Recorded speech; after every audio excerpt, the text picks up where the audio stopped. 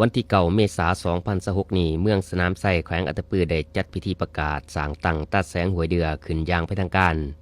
ซึ่งเป็นตาแสงแห่งทำอิฐของเมืองและเป็นแห่งที่3ของแขวงโดยการเป็นเกียรติเข้าร่วมของฐานนางมินาพรไสสมภูรองเลขาพรรคแขวงอัตตปือมีฐานพันโทคำโพไซชยเสนากรรมการพรรคแขวงเลขาพรรคเมืองสนามไส้พร้อมด้วยแขกถึกเซิ่นขันแขวงและเมืองเขาร่วมในพิธีทานลือไส้เวียงพระจันทร์ห้องประธานคณะกรรมการปกครองเมืองสนามไส้ได้รายงานให้ฮู้ว่าสำหรับแผนการสร้างตั้งตาแสงของเมืองสนามไส้แม้นได้กำหนดไว้ทั้งหมด4ตาแสงคือตาแสงห้วยเดือตาแสงสมปอยตาแสงแท่และตาแสงนครไส้สำหรับตาแสงห้วยเดือ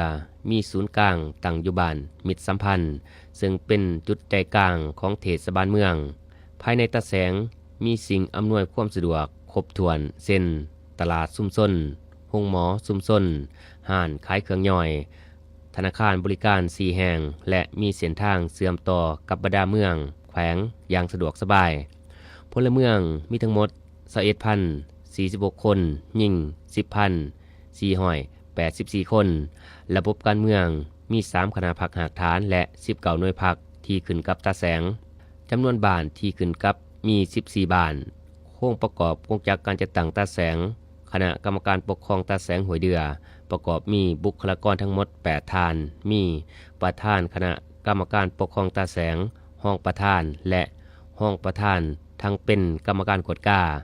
กงจักรสวยเวียกประกอบมีหาหน่วยงานคือหน่วยงานบริหารการปกครอง